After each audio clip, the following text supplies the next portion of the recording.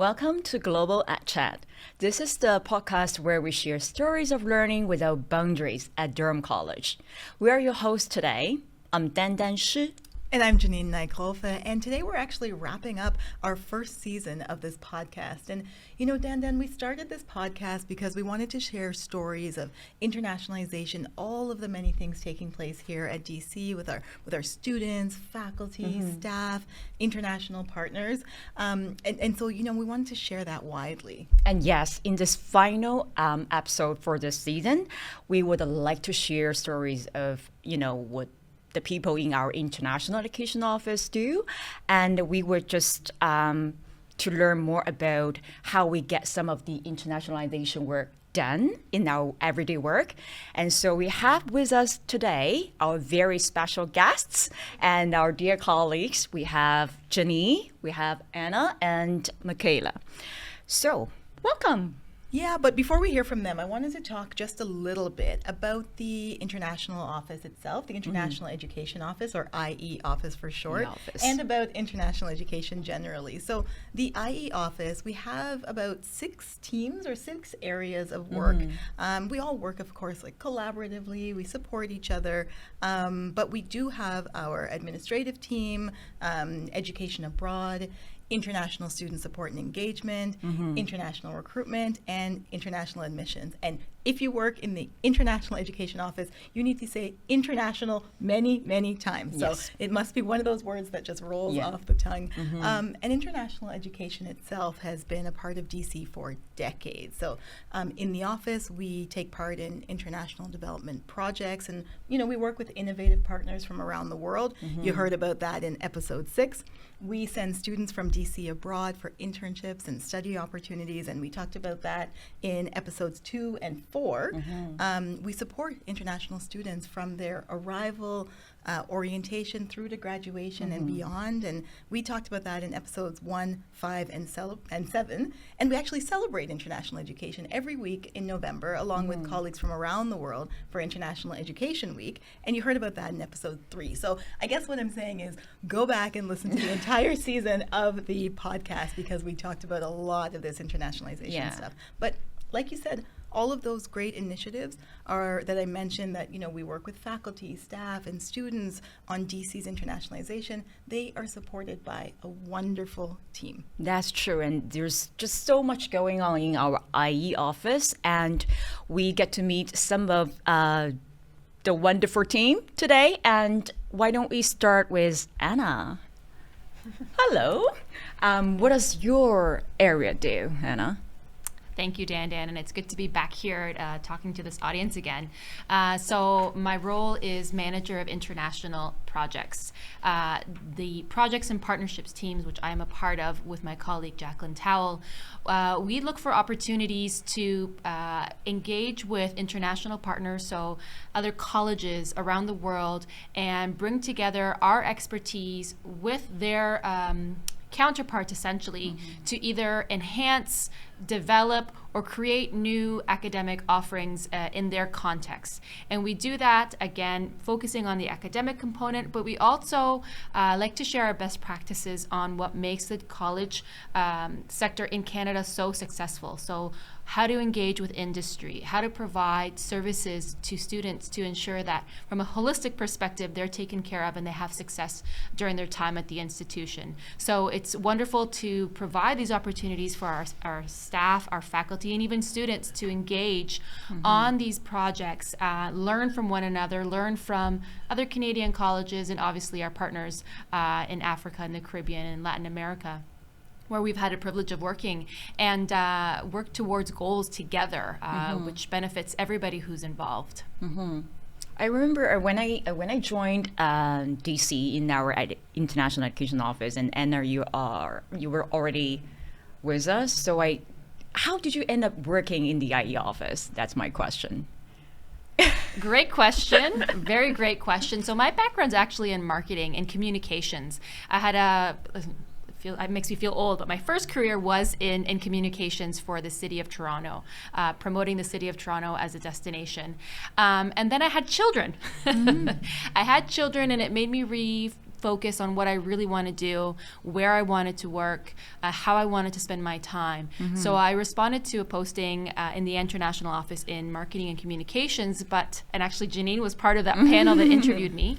And I think everybody at that panel determined that although I was wonderful, I wasn't a really good fit for that specific role. But I'm very grateful. It was a whole, divine intervention that they brought me back for another position that they thought was more suitable for me. And I met the first manager of projects and partnerships. That was in 2016.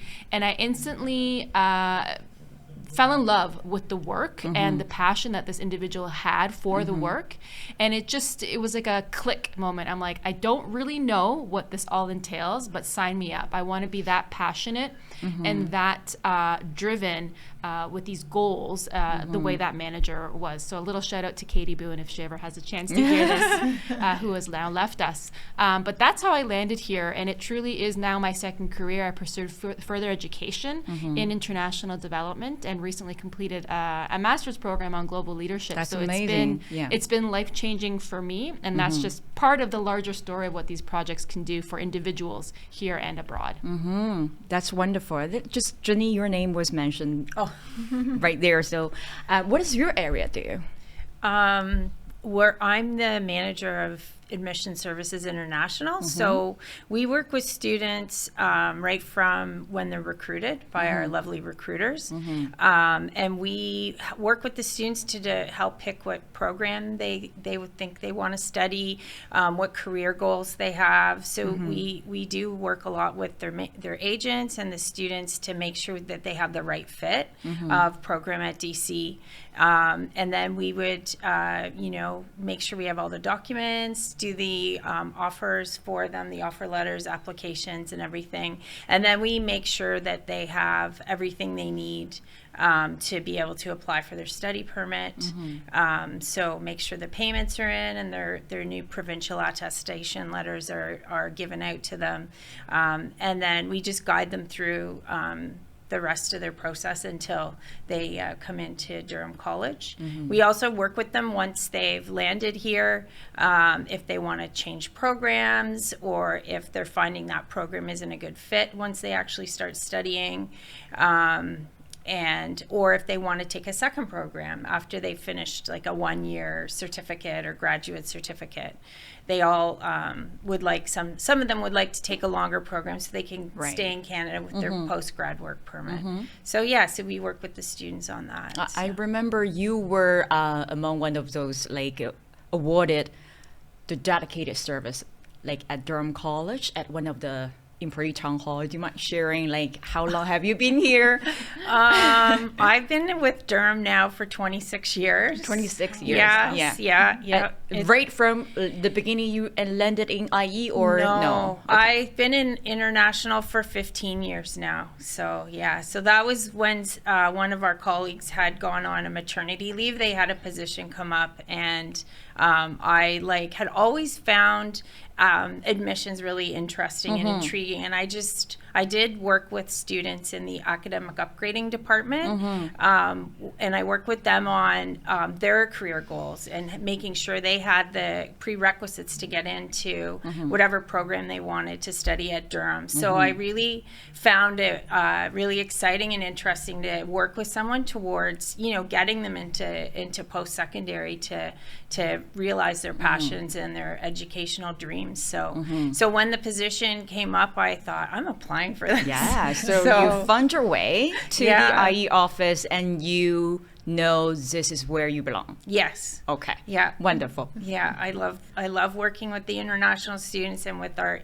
IE team, and I think it's a great. Janine, so career. A growing area for us is actually education abroad and specifically semester abroad. And you support in your international admissions role our, many inbound students who are coming from around the world, kind of supported by our international partnership. So I hope that's also been fulfilling and interesting for you. Yeah, that's really exciting to see students come for a semester abroad and I get to see, where they're coming from and what schools we have partnerships with, and make sure they have all their documentation that they need to be able to come into Canada to do that exchange experience. So yeah, I love that part too. Yeah, it's really fun. And Yeah. we're growing that area, and it's really exciting. good. And thank you for sharing all of that. And Mikhaila, what about you? What does your area do? So I'm the assistant manager for international recruitment. So I work very closely with the admissions team. The goal of recruitment is to promote DC to international students, whether that's in person if they're here in Canada, online, or even overseas. So I've had a lot of great experiences traveling to go attend school fairs, to go meet with students. So far I've been to the Philippines, Vietnam, Indonesia. It's so great. It's actually been my first time going to some of those countries, so getting to travel for work it's really a dream. And an even bigger dream is being able to collaborate with the international education team. I love everybody in the office. It's so great.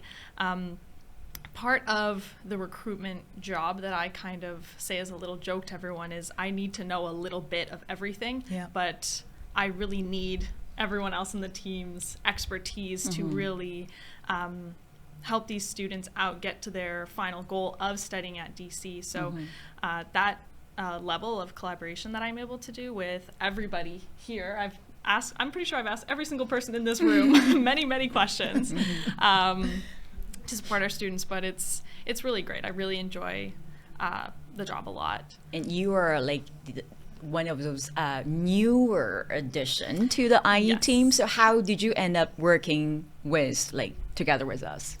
Yeah, so I actually graduated pretty recently as well. I had a job in healthcare assessment for this, and I saw the role posted for the recruitment team, and I thought, as a student, I really wanted to help other students have a great experience at school. I had an awesome time in post-secondary.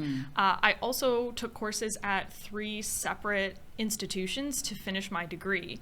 So I really understand the importance of having good student services and being able to get supported as a student. And I've worked with so many great people at other institutions, so I wanted to be that person for someone else as well. So that is one of the big draws to the job, and also, as I mentioned, the travel. Very exciting, of course. And I applied for this job, and Janine was also on my interview panel as well. You're an expert in that, Janine.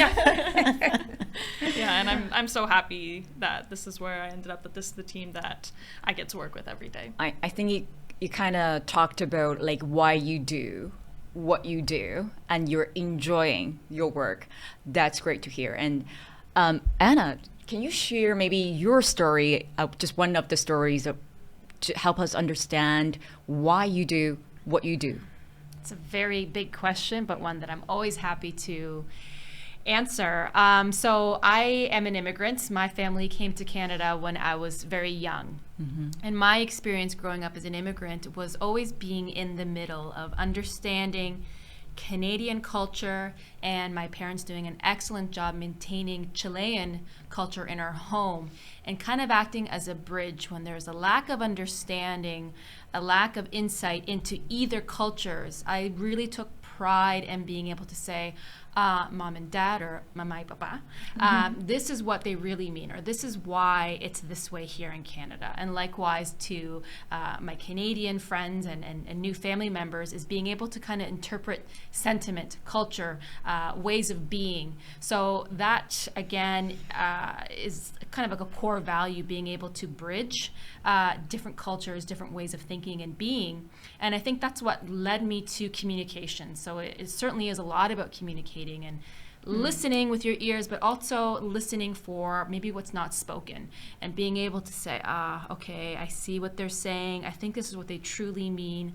And using that in my first career, and it transitioned, so it was perfect. It was a good transferable skill for what I do now in a more direct way. I'm bridging this two different worlds in some senses when we have our faculty travel to our partner institutions in East Africa, for example. Things like in electrical, our faculty who who would go maybe would say, show me how you do grounding, or what does grounding training look like? And to any electrician listening, that sounds really out of context or wrong. But the point is, our Kenyan partners would respond and say, we don't do grounding, but what's grounding? And they would look and say, oh my goodness, how do they not do grounding? It's essential for electrical. You need to ground it. And then I would observe and say, well, and I would describe it more than just saying the word. Oh, earthing. Yes, earthing. So it's the same context or same principle, just different word. And for maybe a good couple minutes, our Canadian colleagues thought that, and in Kenya, they don't do this very critical component of an electrical. They do, they just didn't use the same word.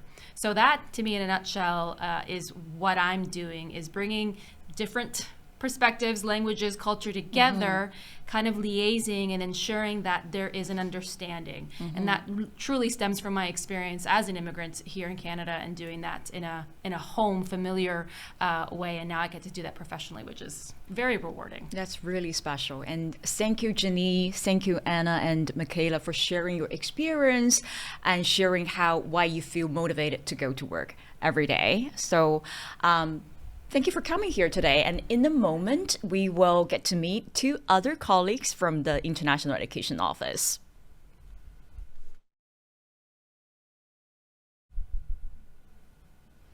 Now we have with us our 2 other colleagues from the IE office, Lindsay and Danielle.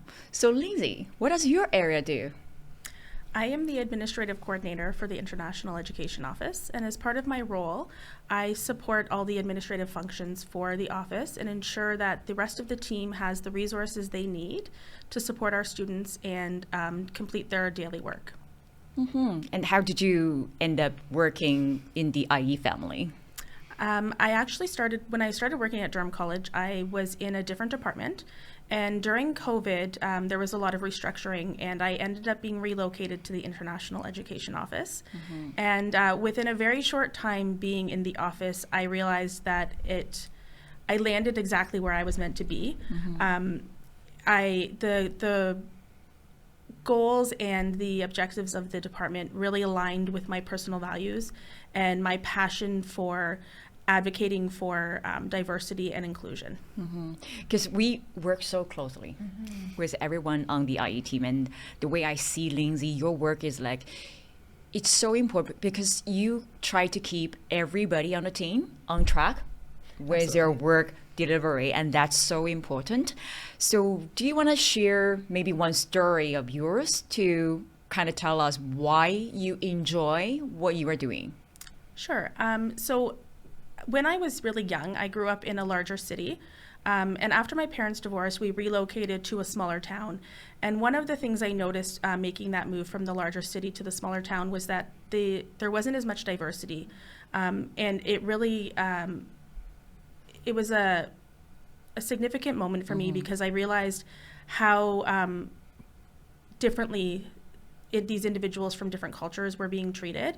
And it struck a chord with me, and that's kind of where that passion stemmed from, was the realization that they may look different, they may come from a different place, but everybody fundamentally has the same inner what's the word I'm looking for? Goals and aspirations. Exactly, yes. Yeah, and I really, I grew up with a lot of friends and family from different and diverse backgrounds. And I really wanted to support the advocating for diversity and inclusion for our students, and that this job really allows me to do that. I'm really glad that she brought up the diversity work, because our office is really diverse in every way. I mean, I can't tell you how many languages are spoken in our office, and everyone, people from so many different backgrounds. But I really appreciated what Lindsay said about the focus on diversity and inclusion and sort of equity as well, because I think regardless of our roles in the International Education Office, it's a common passion that we all share, whether we work directly with international students, students going abroad, faculty or staff, or programs, or supporting it all. I think that fundamental, we're inclusive. Yeah. It does really feel like it's in our core for all of the folks who work in our office, and I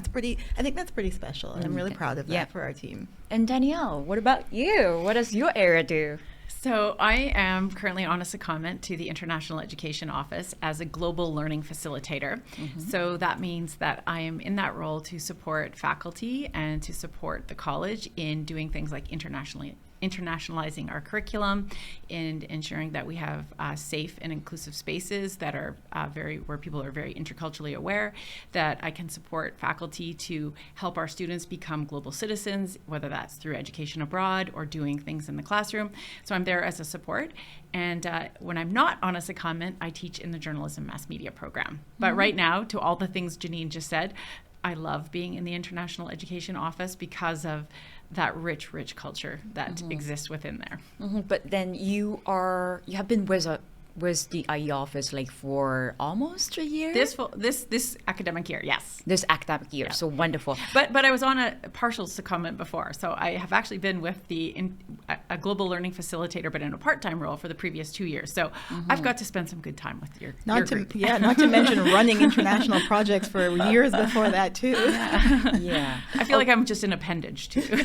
So you mentioned that you really love working on this team, and do you have any stories to share and just to kind of help us understand? Yeah, so the very first time I took students abroad was back in 2014. And at the time, I think I remember there being 2 or 3 people in the International Education Office. Like, it just was not a big space on campus yet. And our dean at the time had replied to an RFP for some students to make a documentary about a development project being done by Colleges and Institutes Canada. And at the time, they were just looking for students. And he said, no, we could make this an experiential learning opportunity. We should send a faculty member. And that was my first time going abroad and my first kind of contact with international education. But it really brought together the things that really matter to me. So in my background as a journalist, I got to spend a lot of time with other people from other cultures and inside of other cultures. And that growth in me, I come from a very, very small homogeneous community in the interior of BC, like population 300 on a good day. Wow. And so as a journalist, I got exposed to all of these new worlds, and I just know how it made me grow and how it made me think more critically about the world, how it made me see people through and issues through different lenses. And as a faculty member, that's what I want to impart on my students. So this very first education abroad trip was like this aha moment for me, where we're in these 4 Caribbean countries, and one of them was Guyana, which, very, very different from what people picture when they think about the Caribbean. And our students just had so many moments there where they were kind of jolted a little bit. And then I was very fortunate after that to take students abroad to many, many other places, and most recently to Denmark. And on that trip, we took a student who is from an underrepresented community. He has a disability. His parents were a little bit leery of him going on this trip alone because of his disability, which causes some challenges with walking. And I watched this young man go across all of Denmark on his feet with the rest of the gang. I saw the students being inclusive to him, playing games in the back of the bus when we were going between towns. I saw him engage with the Danish population. He probably asked more questions than all the other students combined. And more importantly, when we got back to Canada, there was just this big smile on this guy's face because he knew that he had, not just was capable of mingling with people and understanding other issues in other countries and that whole cross-cultural awareness, but he was just more self-aware and more self-confident and felt so empowered. So I don't know, this brings out the best of everything I love. It did make a difference in some students' life, in their education, in their whole journey. And we feel really lucky to have Danielle, someone like you on our team, that you bring your professionalism and your just perspectives from the faculty side, and you have the energy and the passion for supporting the global learning everything. So we just feel very, very grateful to have you. Thank you. We're grateful for Danielle and also grateful for, all of the colleagues that we get to work with. I mean, we have a lot of folks will say, in the international office, they're always eating. They're always celebrating. Yes. But it's because we celebrate each other. We celebrate, international celebrations. Different cultural events. Culture. We do different cultural events. And we celebrate when folks have had a win. And I think we even support each other when not. But it's really, we share a lot of culture through food, and we come together quite a bit. And I think, again, some of that goes back to just our passion for inclusion, which translates into many of the programs that we try to support here at DC. Can I just add something on that note? And that is just that when I go back to what international looked like when I first started here at Durham College, and it was so small and there was sort of no footprint on campus the way there is now. And now when we have International Education Week, when Eid comes along, when Holi comes along, when all of these, Diwali comes along, I love walking through our hallways, and it is a direct reflection of the work of the IE office and the people in it. And I just love that we have this campus that is so inclusive, and that where we celebrate our differences as students, as faculty, as, and we share that common experience of just being human. So thank you for everything you do in the International Education Office. As someone who's been here for 15 years, it makes the world wonderful here. And I think some people, when they think of International Education Office, they would probably have international students in their mind, but our office, international students are big, but we have more. Yeah, many more. Many more. And this episode is really to give you an idea about who we have in our international education office, and what we do in our everyday job, and why we love what we do.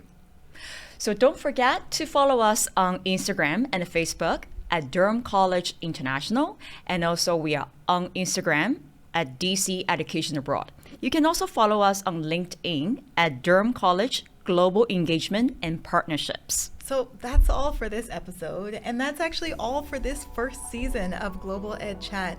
We would like to thank our producers, Danielle Harder, Eldon Atkin, Justin Atkiss, and Evan Halbert, all of the guests who joined us today, and all of the guests who joined us this entire season. Now, like I said a few minutes earlier, don't forget to go back and watch some of the previous episodes. They're on our YouTube channel at Durham College International. And feel free to subscribe as well, because then you'll know when we're back for season 2. So once again, I'm Janine Knight-Grofe. And I am Dandan. It's been a pleasure to just walk you through and sharing our stories of learning without boundaries at Durham College. See you soon.